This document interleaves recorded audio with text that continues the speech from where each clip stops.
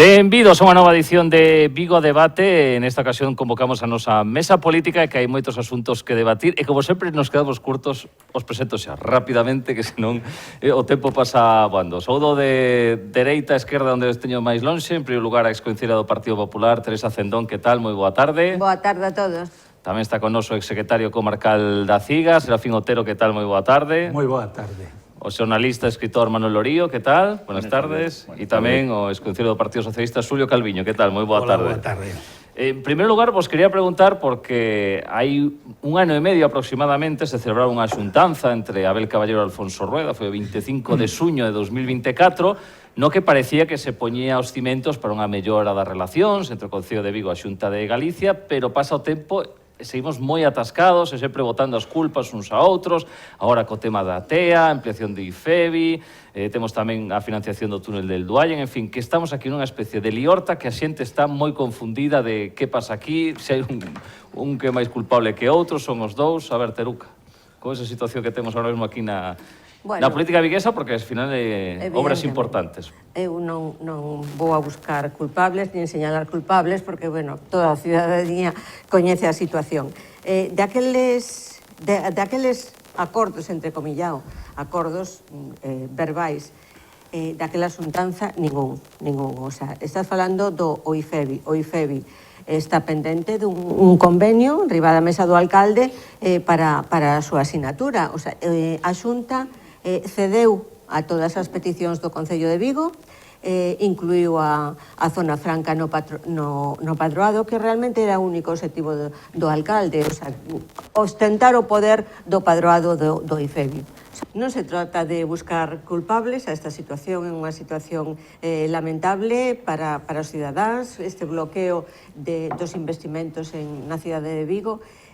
Todos víamos con moita esperanza aquel diálogo que non se producira na toma de posesión do presidente da Xunta, produciuse con todas as cidades, as grandes cidades, da sete a única que non se setou co presidente foi Vigo, e, bueno, pensamos que finalmente se iba a desbloquear esta situación. Non foi así. De aqueles acordos que parecía que se acadaran, ni un só se cumpliu. Os máis importantes, o IFEBI, unha instalación, o recinto ferial, que precisa dunha ampliación con Semar, o principal usuario ven o demandando todos os anos, con risco de que realmente vaya para outra cidade. A Xunta cedeu a todas as peticións do Concello de Vigo. O alcalde de Vigo só pretendía unha cousa: non lle importa o IFEBI, o que lle importa é ostentar o poder no padroado do IFEBI. A Xunta non tuvo problema en facer esa cesión, en incorporar a zona franca. A zona franca puso a disposición 18 millóns de euros para esa reforma precisa no IFEBI, pero o convenio, a asinatura do convenio está en riba da mesa do alcalde e agora ninguén sabe por que non se leva adiante. Ademais, penso que neste tema, pero ao mellor é cuestión de outro debate, habería que ser un pouco máis ambiciosos e, a máis da ampliación, habría que hacer unhas reformas para infraestructuras precisas na cidade, pero, bueno, é cuestión de outro debate. A ETEA, pois, casi é máis lamentable que isto, porque a ETEA, pois, cantos anos levamos con esa zoa de Vigo, esa zona tan singular, tan bonita, paralizada. Paralizada por qué? Porque non conseguimos facer a urbanización. A urbanización precisa de que o Concello ceda terreos para ser urbanizados e despois vanse devolver ao Concello. O Concello non perde nada, só gana. O sea, entrega uns terreos sin urbanizar e os recibe urbanizados. Eso é preciso para todas as infraestructuras da Universidade, o Campus do Mar, para a residencia de maiores de Amancio Ortega, que vai ser construída aí 150 plazas, coa necesidade de plazas que hai en Vigo, porque vemos todos os días que os dependentes de Vigo teñen que ser desplazados a residencias en outras localidades. 150 plazas que estamos a rechazar, e vemos pois cada mes unha inauguración de unha destas residencias de Amancio Ortega en diferentes diferentes cidades. A última, bueno, a verdade é que foi espectacular. Os que algunha vez traballamos neste sector recoñecemos como son estas infraestructuras. En Vigo temos o exemplo do centro de atendo que recibe pacientes e usuarios hasta de Cataluña. Outro tema, senalización do Camiño de Santiago. Seguimos sin senalización. Antonte topei na Alameda de San Paio de Navia a un grupo de 9 peregrinos, claro, co teléfono móvil, e claro, eu parei, deronme pena e dixenlle, mira, estades totalmente perdidos, por aquí nin pasa o camiño, non sei a que punto vades, pero podo orientalos, iban a Bouzas. Pois mira, meteronse do Lagares, meteronse por Navia, e claro, non sabían ni onde estaban. Vou cortar, logo continúas, se queres. No, tema el Duallen. Bueno, pero rápido, Sí, tema el Duallen, que ti mencionaste, Marci, era un tema que non se debatiu nesa reunión. Nesa reunión, o alcalde de Vigo non fixo ningunha petición para el Duallen, fixo para o túnel de Beiramar. O túnel del Duallen é necesario na cidade, sacou este tema o alcalde posteriormente, a Xunta está en disposición de colaborar, de feito leva partida orzamentaria nos orzamentos de 2026, pero o alcalde non ten proxecto. O alcalde só ten disculpas para non recoñecer que non hai proxecto de execución para o túnel del Duallen. Serafín. Non, bueno, a verdade é que aquí están dúas persoas que bueno, van a tratar de aclararnos, se é posible, non, as cuestións de por que non se realizan esas obras tan importantes. Esas obras tan importantes para a cidade, porque sí que son moi importantes. Eu creo que nos estamos xogando moitísimo nos últimos anos, non? E eu creo que ao final, en esta disputa de quen fai máis achegas ou que non, ao final, os únicos que perdemos, eu creo que é o conxunto da ciudadanía, non, de Vigo, non? Sin dúbida. E eu por eso sempre digo, eu creo que ás veces en este tipo de cuestións pois ten que haber gañadores e ten que haber perdedores, pero como en todas as cuestións, pero non hai máis remedio que chegar a acordos, non? A min non me vale que se me justifique a historia de que un di unha cousa, de que outro di outra.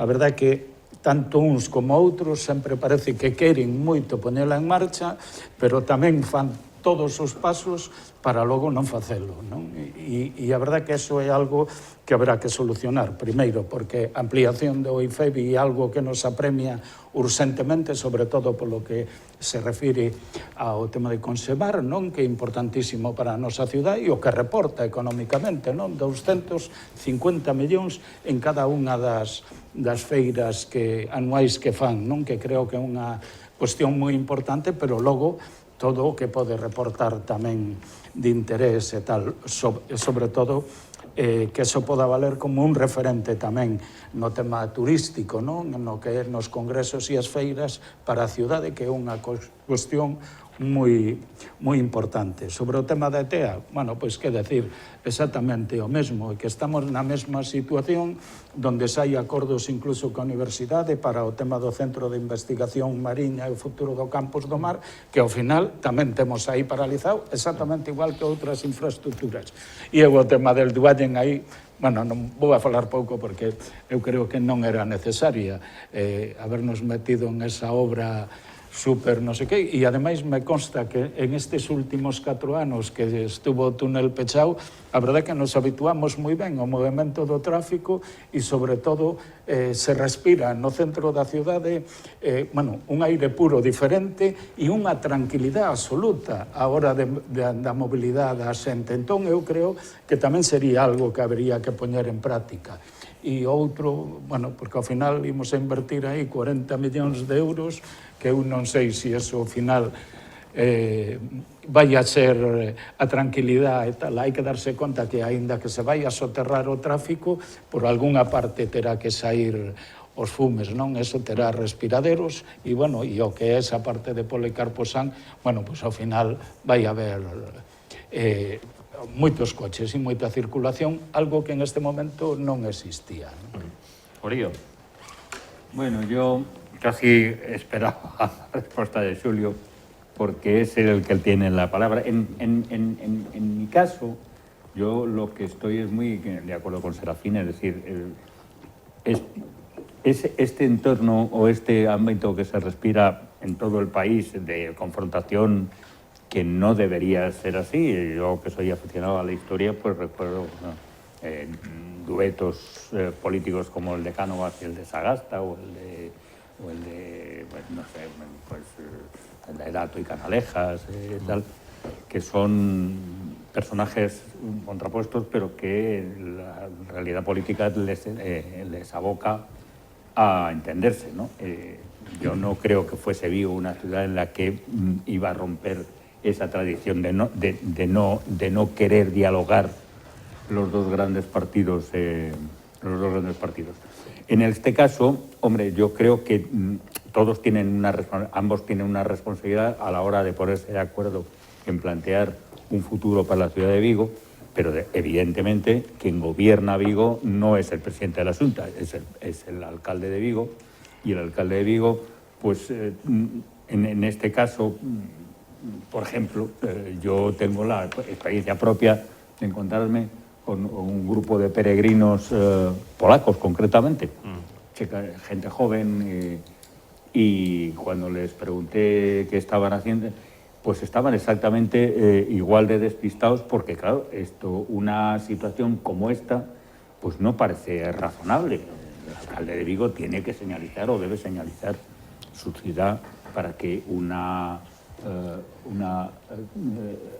opción tan milenaria y tan importante y de unas características espirituales y terrenales como el Camino de Santiago, pues se haya reflejado en la ciudad, porque la ciudad es un paso importante para una de las vías del Camino de Santiago, y sin embargo no hay ni un letrero, y no hay ni un letrero por la cabezonería de Abel Caballero de no señalizar la ciudad. En fin, este tipo de cosas a mí me parecen un disparate, y me parece que esto es una especie de berrinche infantil que non va a ningún lado. Xulio, veña. Ben, a verdade é que eu quixera que servira este debate para clarificar sobre todo os temas fundamentais, non? Non é novo o abandono da Xunta á cidade de Vigo, non é novo en absoluto. A maior parte dos temas que están pendentes van a resolverse fundamentalmente porque ou o Concello ou a Zona Franca van a invertir o que debería de invertir a Xunta de Galicia, como expondrei nos diversos casos que están postos en riba da mesa, non? O tema, por empezar por algún deles, non? Sí. O tema do IFEBI. O tema do IFEBI, en efecto, acordouse que o patronato estivera dividido en tres partes iguais, a representación, Xunta, Concello e Zona Franca, co ingreso da Zona Franca que vai aportar 18 millóns para ampliar o recinto ferial. Está claro que eso supón, o menos hoxe por hoxe, supón unha clara maioría, co cal o argumento de que é para perder unha maioría é falso. Ese argumento é absolutamente falso porque Concello e Zona Franca terían maioría nese padroado. É dicir, que eso é absolutamente falso. O que hai aí é algo enormemente importante, porque hai que cumplir coa lei. Hai que cumplir coa lei. E o alcalde dixo que non se pode firmar o convenio, mentras non se tasen os activos actuais dicindo quenes contribuíron os activos actuais. O ridículo que fixo a Xunta dicindo que os activos son o 90% inversión da Xunta e o 10% do Concello é absolutamente falso. Todo o mundo sabe que os terreos, diversas naves, parkings, etc., foron construídos polo Concello, co cal esa valoración que fixo a Xunta de Galicia é absolutamente falsa. E a lei exixe, para firmar un convenio, exixe que haya esa valoración de activos a cargo dunha empresa tasadora que é das empresas que recoñece o Banco de España a hora de verificar cales son os activos actuais cando se firma un convenio entre administracións. Escoitástedes a alguén que a Xunta, o presidente Rueda, calquer conselleiro, explicara por que se opoñen a esa valoración de activos? Por que se opoñen a que unha empresa independente das valoradas e autorizadas polo Banco de España faga esa tasación de activos? É que é tremendo, é absolutamente tremendo. E sin eso non se pode firmar o convenio porque o marca a lei. Non tuve tempo de ver exactamente que lei é en concreto, pero absolutamente clarísimo ese tema. Cando di que a Xunta cedeu, di Teruca, cedeu? Donde está? É a Zona Franca a que vai a facer ampliación. Segundo tema. Pero incluye a Zona ETA. Franca no padroado, que non Segundo estaba. tema. Era a primeira Pero es petición, que verdad? eso está claro, pero por que non falan Era desa unha tasación de unha activos? petición Por a que que se non lle o deu unha resposta recoñecen que teñen positiva? que facer esa valoración de activos? Non se pode firmar o convenio se eso non se fai previamente. Segundo tema, ETEA. A ETEA, cantos anos levamos? O impulsou o anterior presidente da Xunta, era un dos proxectos estrela e a Xunta o deixou dormido unha chea de anos, E agora resulta que falta firmar un convenio, en efecto, no que de novo Zona Franca vai a resolver as papeletas e vai a pagar un parking despois de que o Concello, evidentemente, ceda os terreos, ceda edificios, a Xunta tamén ceda algún edificio que lle corresponde no convenio, e a responsabilidade da urbanización é da Xunta de Galicia. Ten que firmarse o convenio. Está maduro, podo vos adiantar que posiblemente sexa cousa de unha semana, de días, o que o convenio poda ir adiante. Pero é que é imprescindible que primeiro se firme ese convenio para que logo a Xunta poda urbanizar. Vos lembrades de que o debate era que o Concello pedía a Xunta, que é quen tenga a obriga de urbanizar o ámbito PSU, Sí, ahora é PSU, o sí. Boulevard Central, que o Concello pedía que os cartos viñeran ao Concello para que urbanizara o Concello porque síntese moito máis responsable e fai as cousas mellor o Concello que a Xunta. Bueno, esqueceuse, pero eso o ten que facer a Xunta de Galicia, sábeo perfectamente, e daí veñen os 4 millóns que aporta para no presuposto, no orzamento do 26, para tal. No que leva xa moito tempo, logo se que tes aí o túnel del Duallen tamén. Sí, porque ademais temos o tema do El Duallen, que é o que tamén quero clarificar seriamente. Que fale Teruca agora, que creo que iría a respostar. Bueno, eu só lle diría a Xulio unha cousa, di que o convenio está maduro.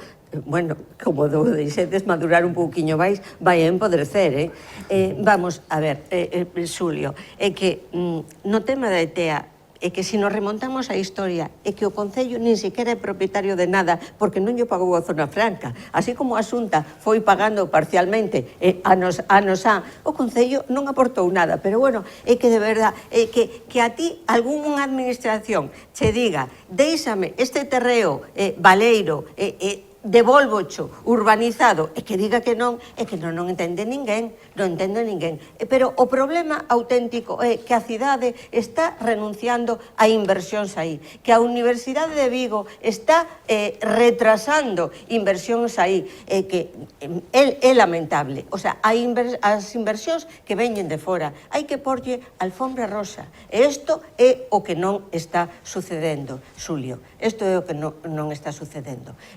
Bueno, o tema de IFEBI é que de verdad, é que vamos a perder a feira con Semar. Sabemos que as ameazas son importantes, pero non só eso. A min decíame os expositores este ano que hai unha ameaza da que non se fala na cidade, que é Porto, que o ten todo para albergar esa feira. Serás ti a que diga algo sobre o tema da tasación? Porque Rueda e os conselleiros non din nada, non responden ao alcalde. Vale, por que se negan a facer esa tasación?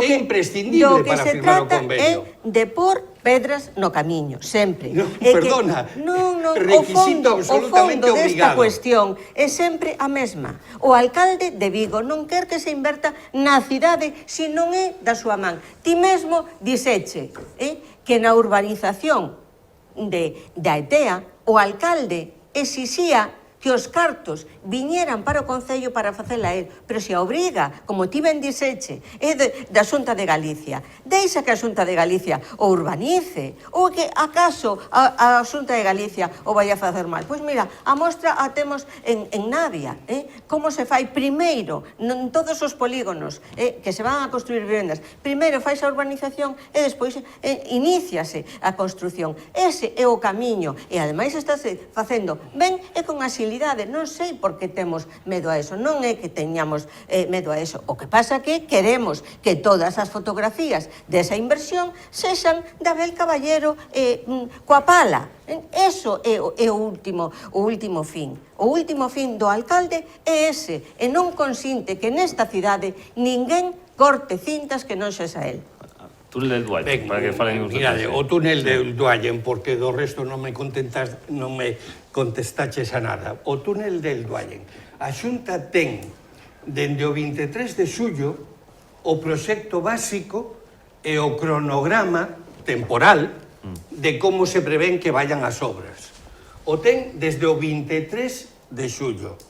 Nese cronograma, nesas líneas do proxecto básico co que contan, se prevé que o proxecto constructivo, que xa é o definitivo, é o que ten que salir a contratación, que é o que sirve para a contratación. Proxecto enormemente complexo, e logo falarei da complexidade, pero un proxecto no que está adxudicado a Portolés e unha UTE, que apoia o arquitecto Portolés, que estáse a facer, está previsto nese cronograma que a mediados do ano 26 está en marcha para poder licitar a finales do ano 2026. Eso está así.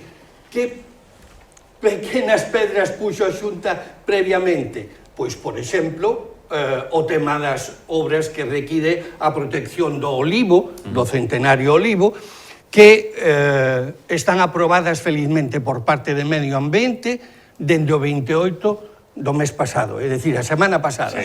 Por fin está aprobada. E solicitadas o día 25. Non, solicitadas a data en concreto foi o 23 de xullo. Explícoche perfectamente como foi o asunto. Eso é o da colonia de páxaros famosa que todavía non contestaron. De eso non contestaron e se lle reclama contestación precisamente nesa data que te dis do mes pasado. Pero dende o 23 de xuño teñen ese cronograma e a petición de aprobación das obras para a protección do olivo que está solicitado, e aí hai unha pequena confusión porque non se solicitou a Medio Ambiente sino a Cultura. E aí é o problema. A min, dende logo, cando era concelleiro, se iba algo para a seguridade e tráfico que fora do meu departamento e iba a outro por equivocación, mo enviaban. Temos unha administración común. É unha administración única, a administración da Xunta de Galicia. E din que non o recibiron. Non o recibiron. Está aí clarísimo e se enseña cando que irades a fotocopia de como se fixo esa pesca. Vamos a deixar a Orío, Serafín, ahora que falaron todos. Como ven todo isto? Evidentemente está ganas de buscar, de marear a perdiz. Porque no estamos metidos en el...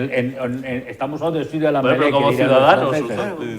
Pero que de eso dos páxaros e do olivo negabanse a que houbera unha solicitud do Concello. Había perfectamente dentro do 23 así hai. Serafín, que eu repito un pouco máis do mesmo. Estamos habituados a isto, decir que esta lea política entre Xunta e Concello é algo habitual.